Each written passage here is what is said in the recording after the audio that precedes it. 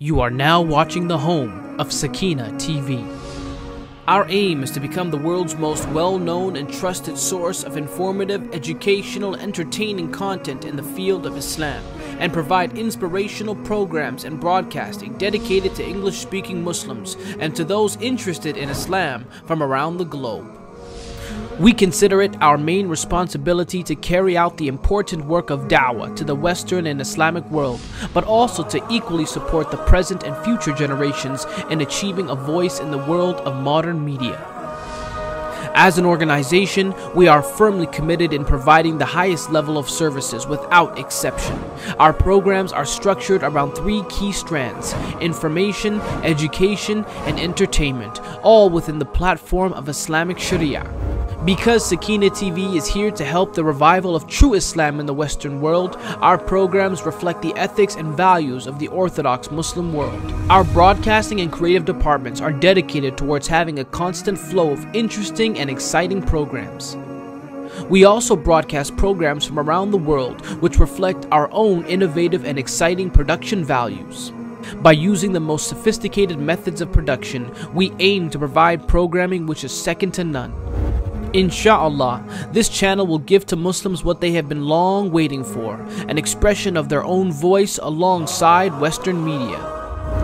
For more information, check us out online at www.sakinahtv.com and find out more about this great service coming to a TV near you.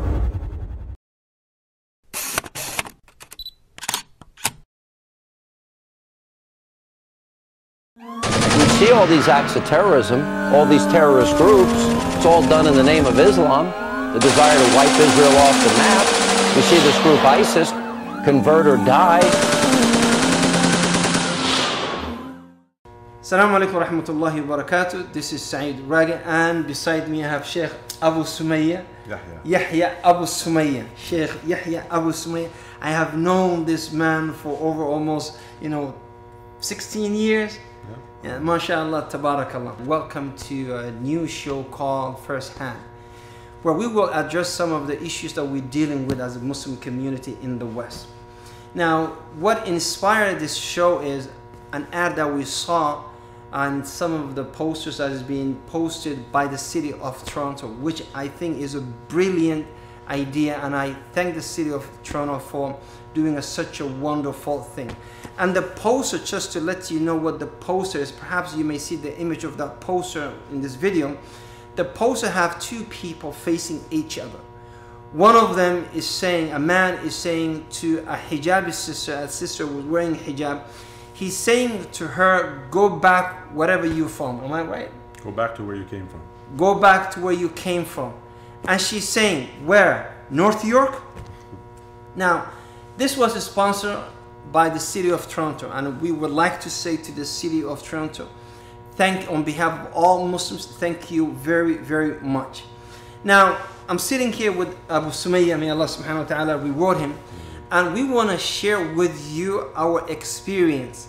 Now, I'm 6'3", Abu Sumayya is like 250 pounds, all muscles, black belt, oh mashallah, and we still struggling living in Canada, and we want to share with you our own personal experience. In the upcoming episodes, inshallah, we will also bring other guests who had similar experience. Let me tell you about myself. Number one, I've been here for over 25 years. My high school, my university, all in the West and in the Western countries. But here I have someone who are more native than I. I'm not even, was not born, but he was true native, born and raised in Canada. Can you tell us a little bit about yourself, Abu Sumayya? That's exactly the point. And when I saw the poster, it brought to mind me being from this country, born here, you know, born and bred, as they say, born and raised. I went to Catholic schools. You know, I wasn't always a Muslim. I went to Catholic school too. Yeah, exactly. See, we have something in common. Yeah. You know, camping, fishing, Canadian, regular Canadian, Coca-Cola, whatever. Growing up like that, and then, you know, when you have someone come to you because you became a Muslim, or because they perceive a certain way that Muslims are, and they see that, they recognize that, right away they, you know, jump and they say, go back to your country, or go back to where you came from. So I associated with that as soon as I saw that poster, you know, and I remember, it has happened to me in the past. Okay. I've been minding my own business, you know, and somebody will come and all of a sudden he's, you know, upset, or she's upset, and they start with, you know, go back to your country. So it's something really amazing that somebody would actually feel that way without knowing anything, without knowledge of who the person is, or, you know, what their background is, and so on. Now let us talk about this, Abu Sumayya. Let us flip the whole thing, whole scenario. I was born in Africa. I lived in the Middle East. I went to India, I went to Nigeria, I went to South Africa, I went to, you know, all other parts, you know, went everywhere in the Middle East. And I know you also travel around the world. Have you ever seen someone from those countries, from UAE, from Qatar, from Saudi, from India, from Nigeria, from whatever from Nairobi, Kenya? Have you ever seen someone walking into American or European and then saying, you know, this is Nigeria, for example, go back to your country? Have you ever experienced something like that? In all of the countries I've visited, Arab countries, I've been to Kenya and all, and never experienced that ever. And I've never seen that on anybody. You know, foreigners that are working in those countries, whether it's oil or whatever it is, Saudi Arabia, Qatar and all, I've never ever heard of that even. You know, somebody complaining that they were abused, or, you know, they had to leave because of the abuse and so on. I've never heard of that before. Now the other thing is, a lot of people, they assume simply because we dress this way, we have a little hat here, and we have, you know, our beards, you know, Abu Sumayya has beard, he had beard, but I, mashallah, tabarakallah, I'm ready. They say people of Jannah, they don't have beard. So it seems that I'm almost, you know, halfway there, because inshallah, I don't have beard. I don't know about Tahmid, he's growing beard, and Allahu A'lam. But let me ask you this, Abu Sumayya. Now look, in those countries, have you ever heard anybody saying, hey, this is Saudi, or this is this country, and this is how we dress? You should, you know, be like us, dress like us, eat like us, walk like us. Have you ever experienced something like that? I've never experienced that. In Saudi Arabia, I've been to Lebanon. I've never ever experienced anything like that. If anything, like, this is me personally, I've seen the best manners from people. You know, some of them you don't even know if they're Muslim. You know, right. Arabs in general and so on. Like I said, Lebanon and those countries. I've never seen anything like that, like even bad manners. I've seen generosity. You know, the Arabs are known for karam, right, even from long time before Islam. And that's all I've seen, honestly, like personally myself. Oh yes. When we go over there, we gain so much weight from eating. But, you know, personal experience, I can't count how many times people came to me or just passed by me and they comment on my outfit and say, you know, why don't you get rid of that dress? You know, I remember I was in the States, and this guy, he said, nice dress. He looked at me, you know, he's like checking me out, you know, up and down, you know, and I'm wearing white thobe, and he says, nice dress. And I lost it. I lost it. This is not a dress, this is called thobe. And let me spell it for you. Now, once again, we never experienced that. I have never ever experienced or heard of someone from the West going to Africa or going to Asia or going to Middle East, and some Saudi guy will come to him and say, listen, take off your jeans. We don't like Levi's here. We don't like, you know, this type of jeans. Take them off and put on thobes. We don't do that. Now, if people like to be treated the way they, you know, they like to be treated well and with respect, why are they not treating us with respect and understand this is my choice?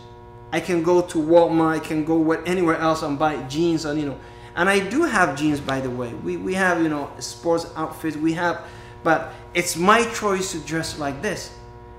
So why do you think that people are so narrow-minded that they don't want to accept someone who is different from them? I think one of the more problematic, or one of the people that face the most, is the women, our Muslim women, our daughters, Right. our mothers, our sisters, our wives. You know, because I of want you to hold that thought, because I really want to talk about how, you know, women, our Muslim sisters, how they struggle. I want to talk about that but right now, tell me why.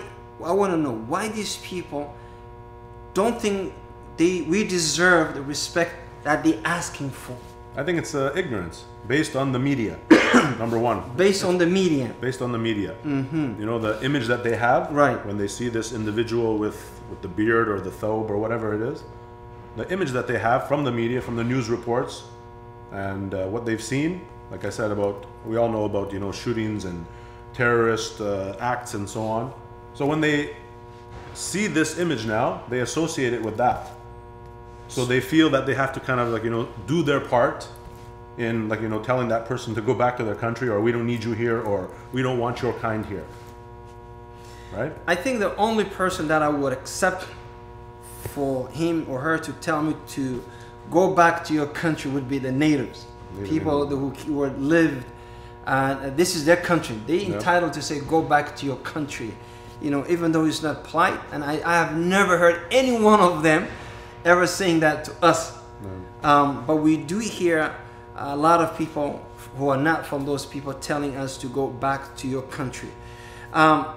That mutual respect, like, how come when we see Christians, for example, slaughtering Muslims in South Central Africa, we see some Muslims in Burma, what those other people are doing to them.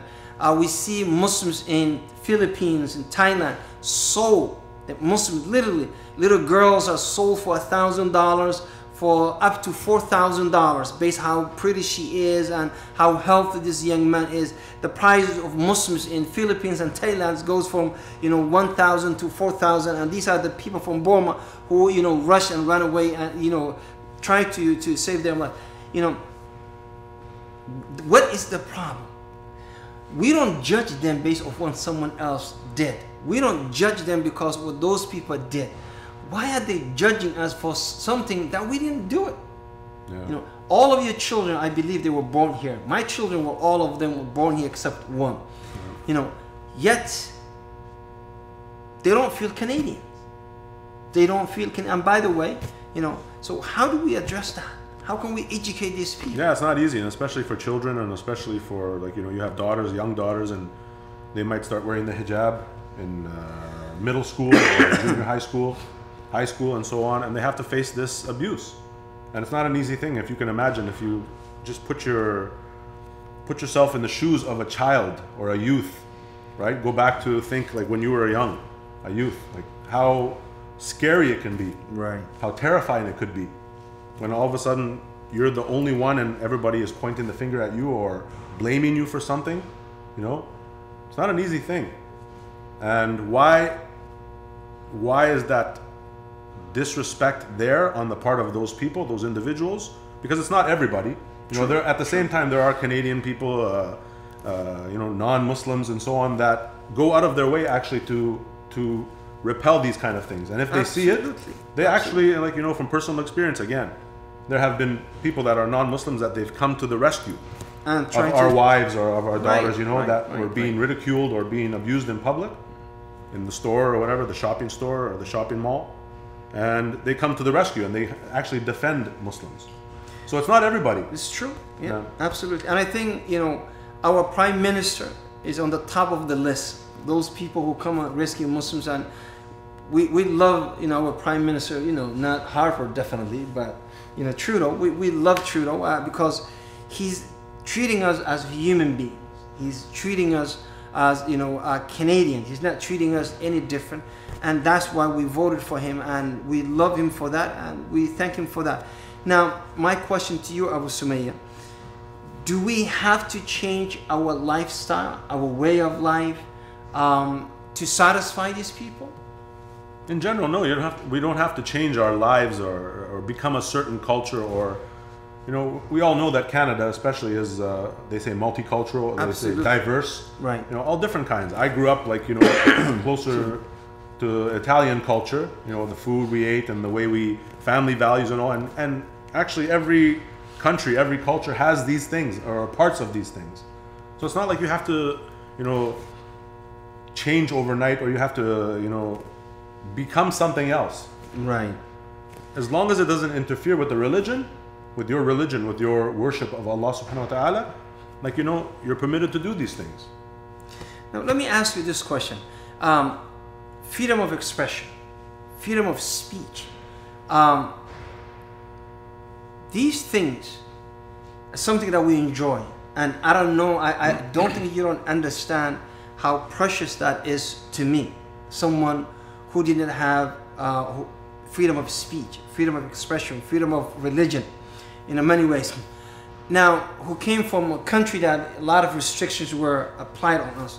Now, coming to Canada, this is a ni'mah, this is a blessing of Allah, that we have that all this freedom, and we enjoy ourselves, you know, and we want to protect and maintain that freedom and so on.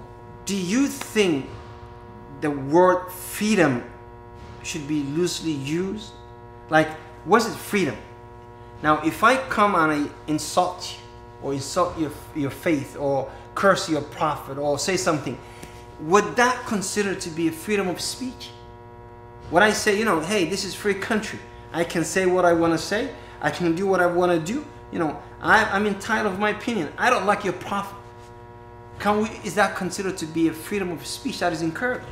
I honestly believe that if you look in the religion of Islam as a whole, the correct religion as we know it, according to the book of Allah, the Quran, and the Sunnah of the Prophet ﷺ, I believe that all the rights for humans, for the sons of Adam, are in that religion.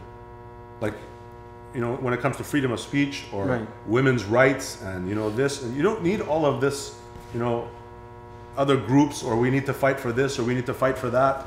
It's all contained in the religion of Islam already, originally. Right. So if you follow that religion, if you follow the guidance from Allah subhanahu wa ta'ala, I think all of those matters are already there.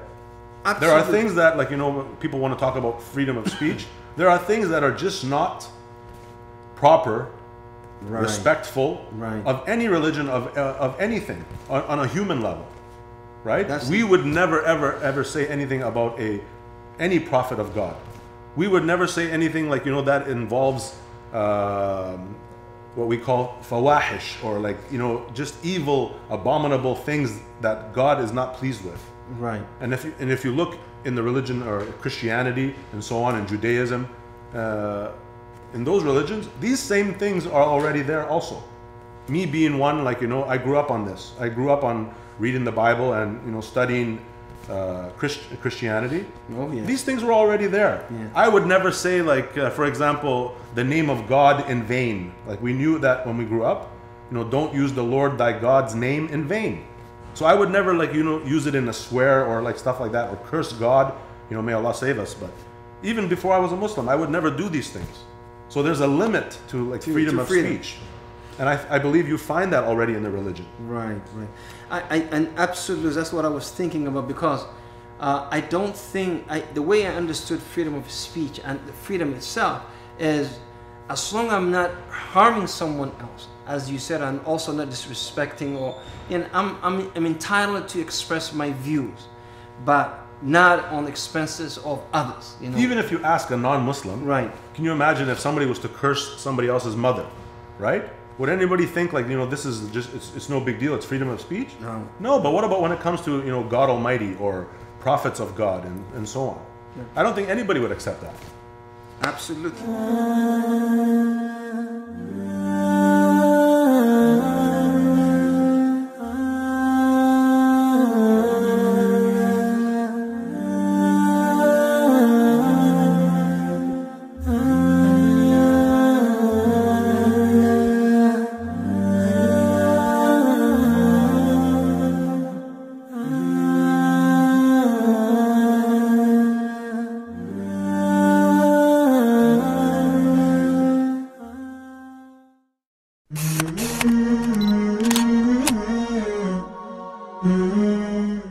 صوت من الغور أم نور من الغار أم ومضة الفكر أم تاريخ أسراري يا عيد عمري ويا فجري ويا أملي